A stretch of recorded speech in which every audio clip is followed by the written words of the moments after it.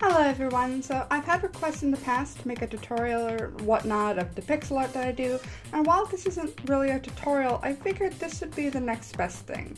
I've wanted to draw Marina for a long time since one of my amazing best friends Satin, or Nova, or Bear, depending on how you know them, bought me Splatoon 2 on a whim.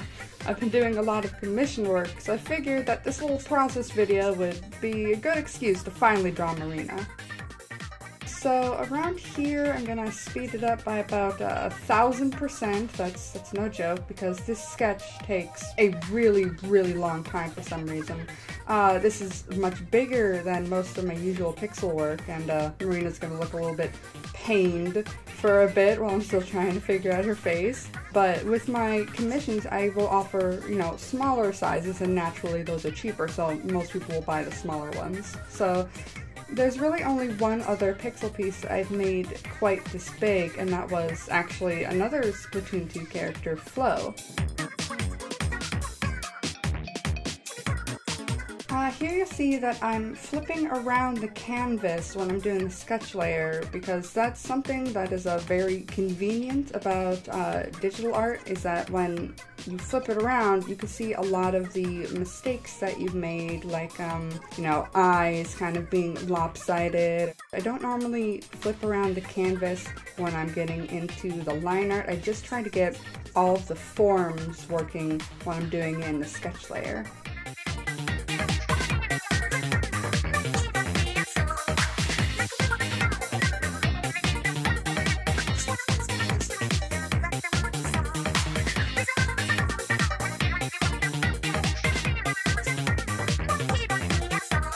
So now I'm getting onto the line art, which I will generally do about as messy as you see here. But around the eyes, you'll see that I am actually cleaning it up as I go, because the face is normally what I try to make the cleanest, the fastest, which will be apparent when I actually get to the coloring part of this.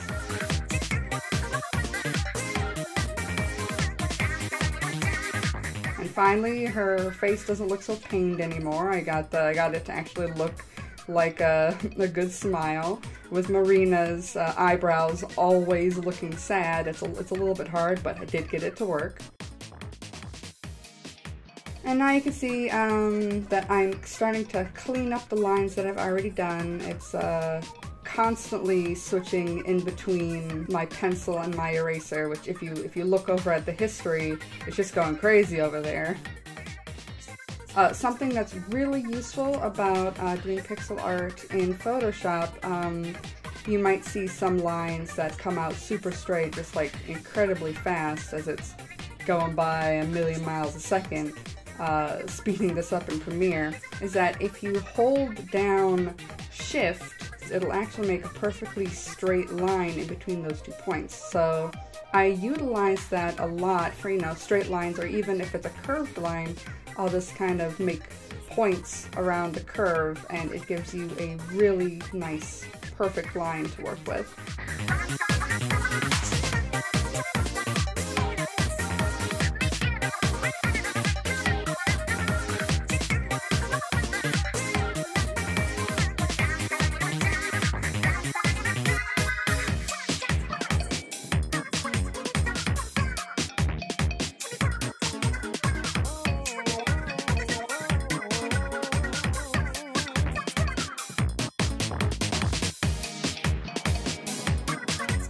Something that you'll notice is that any line that is touching the outside of the picture, I'm kind of making, I don't really know how to explain it. You can definitely see it. All of the lines need to be connected, and that is actually what I do to make the very bold outline that I use for all of my pixel art, which will show up in just a moment. It'll make more sense when I get to it, but I have to set up the lines this specific way to get the bold outline exactly how I want it.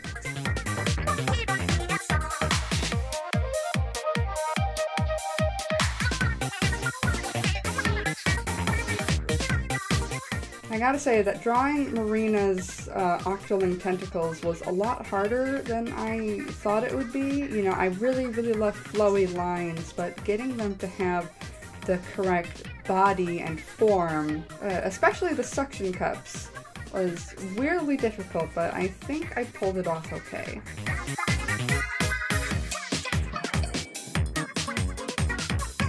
A lot of times I'll have already made that border around my piece only to realize, oops, there's actually something behind it, so then I have to fiddle around with it more. Just anything that's touching the outside of the canvas, that needs that kind of jagged border around it, when everything else inside needs to be the regular clean pixel art.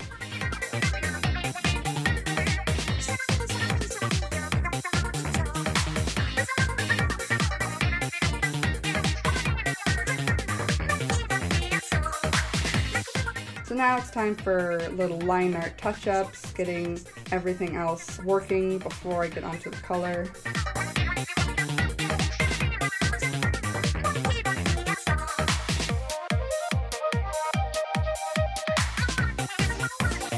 And I completely forgot about the headphones, actually, realizing that there's a lot more detail to them, but I had to just keep it more simple, because a lot of it was just going to be covered up by her tentacle hair anyway. So anyway, now we're getting to the part where I make that border. I just kind of, generally I will use a light blue and go all around it, doing a little bit of touch-ups there. And just the specific way that I made the outline kind of jagged and then outlining it in this way, I found makes that very nice, clean looking border around my work. And then you lock that transparency, make it all black, and there you go. Now it's time for color. And I do mostly color picking from the direct reference that I have, though I do take some liberties, like making the green a little bit more turquoise, though I do change it to be even more green a little bit later.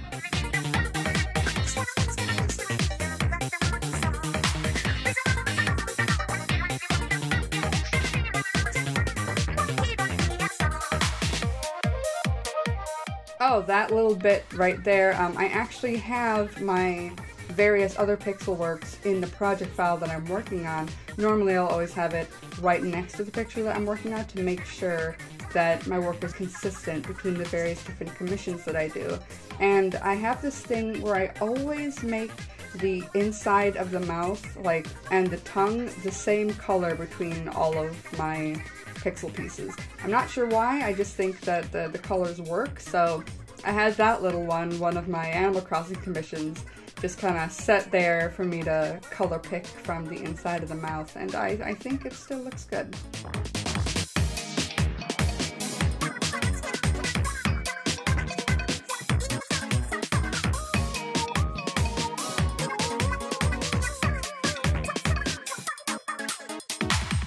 Everything is pretty much as rough as the line art is, because I fix up a lot of it when I finally go into the anti-aliasing process, which takes up like half of the drawing time, honestly.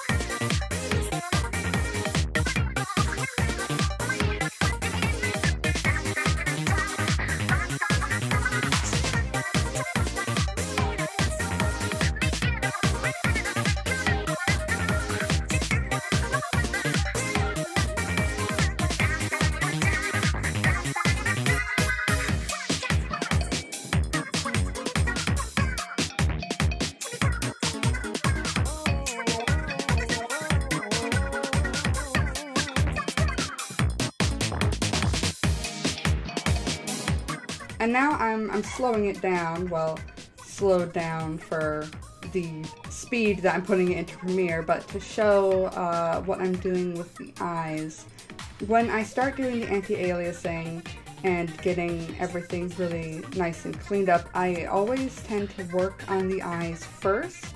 And that's just kind of constant in all of the work that I do. Even if I was doing a hyper-realistic portrait, which is something that I do, I will always do detail work on the eyes first, because you know, it's the first thing that your own eyes are drawn to. It's the windows to the soul. So you can see that doing a lot of crazy stuff with the color, really smoothing everything out.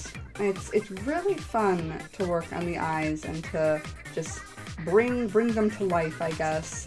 Take them from just this kind of stark, gross pixel look and then smooth everything out. The mouth can be a little bit tricky if it's just a closed mouth, because I have sometimes an issue of making it look a little bit too thin. But having Marina's mouth open, I think it looks fine.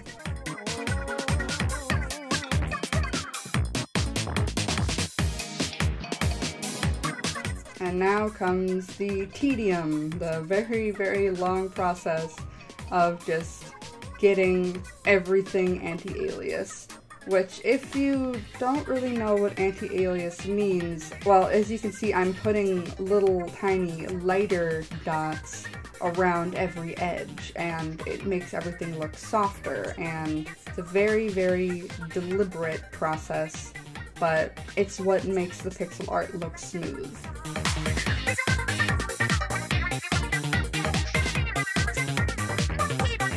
Now, something that I remember one of my art teachers telling me in college, well, telling the whole class, is about people's different styles of drawing or different approaches. We were doing a still life of a bunch of different stuff like vases and a skull and blocks and all that stuff, and he was saying that, you know, as long as you are getting it done, it doesn't matter like which way you do it. And we were wondering, oh, what do you mean? He was saying that, you know, when it comes to like a big project where there's a lot of different items, some people will do, I think he called it like the windshield wiper method, where you just say go from the right part of the canvas all the way to the left part, and you just do it in that order. And then some people will just kind of go around the canvas, ooh, do a sketch here, finish up this one, a sketch over there, finish up that one, and then some people will just kind of do, oh, finish the sketch, then finish the lines, then you do the shading. And I found I'm kind of a mix in between the last two, because I do finish the sketch before I go on to the line art, then I finish the line art before I go on to the coloring, but I do just kind of mishmash around a lot, just kind of going everywhere when it comes to which part I'm working on. But it does cause problems, especially if it's a big piece like this, where I end up forgetting about certain parts that I have missed or looked over. I'll look at some of my other pixel pieces and then realize, oh, I missed that part isn't anti-aliased, and maybe it's something that nobody else really pays attention to, but obviously I'm going to notice it and be kicking myself for it. But I guess as long as the piece looks good overall, it shouldn't really matter, I guess.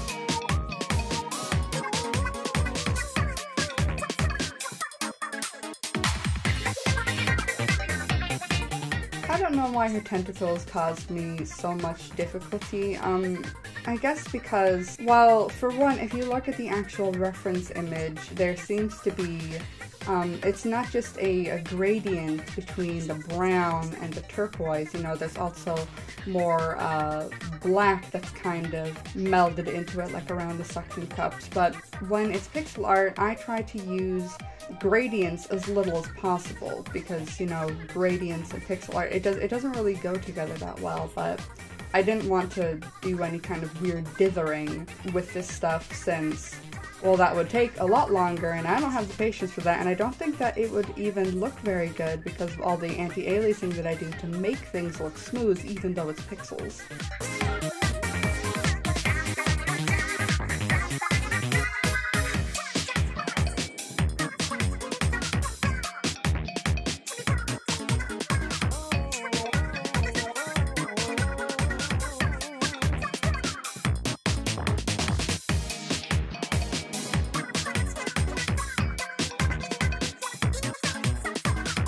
So putting a gradient into a piece of pixel art will end up giving some difficulty, specifically when it comes to the anti-aliasing, which will show up later. But right now I'm just getting to work on the dark parts.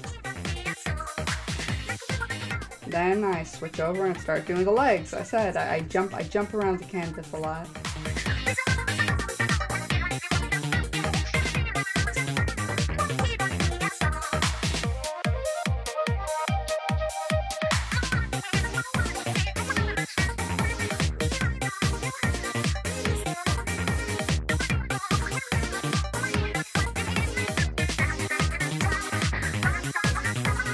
Now this is where the anti-aliasing for gradients gets a little bit difficult. But I found a very easy way to do it on the fingers at least. So I take the blue and then I just follow it all the way up and then select that because anti-aliasing is on a different layer and just gradient that back into the correct color to follow along the gradient that's on the fingers itself. And I think it looks pretty good. Generally, like in a commission, I won't deal with a lot of anti-aliasing that's in something that's really dark. But for this piece that's much bigger and the details are like way more prevalent, then I wanted to make sure that everything was perfect. Now here I made the background black because I'm working with stuff that's so dark and it's really hard to see everything if there's a white background because it kind of clashes. Your eyes focus more on the white, so having the black background allows me to look at the dark details more.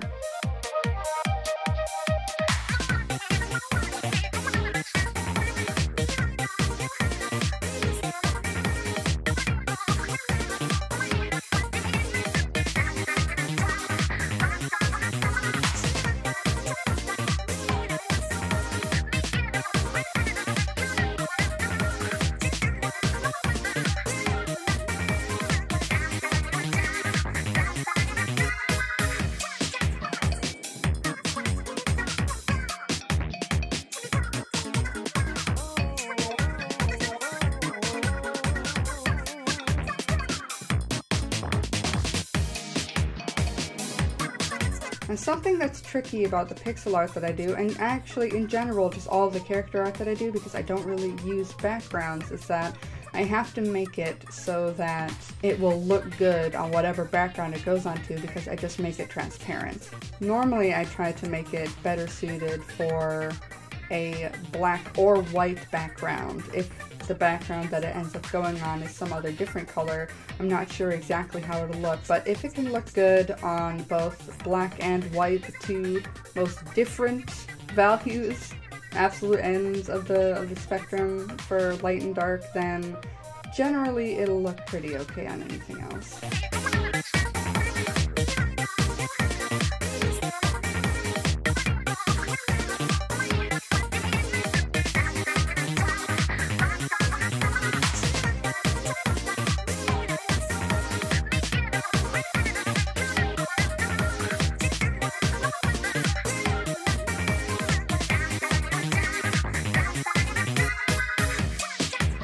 Right here I'm trying to make the kind of a squiggly texture that you can see on some headphone cushions, I guess you could call them. I wanted to make it more obvious what part of the headphones those were. And now it's touch-up time, because everything is pretty much done. It's just time to look over everything, see what stuff needs to be fixed, any anti-aliasing that I might have missed. Again, making the background black to work on the gloves. And I realized I left the feet completely untouched, so it's time to go back in and do that with a direct color reference from the zipper that I did up top so that I could make it uniform and not just have them be completely different.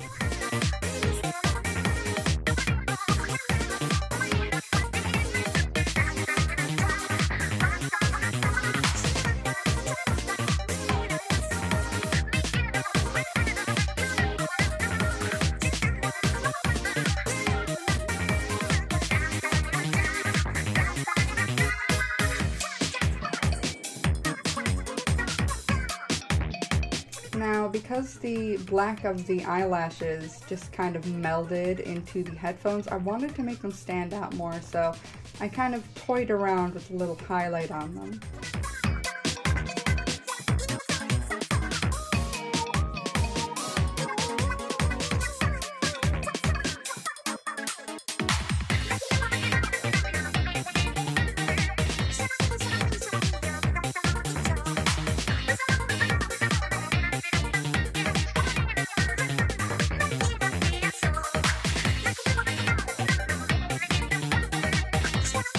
And I am almost done, just doing a couple more touch-ups, and there we go, there we have it. I hope you enjoyed it, and maybe learned a thing or two about what you could do if you wanted to do some pixel art. Okay, that is it. I've rambled long enough, and see you next time.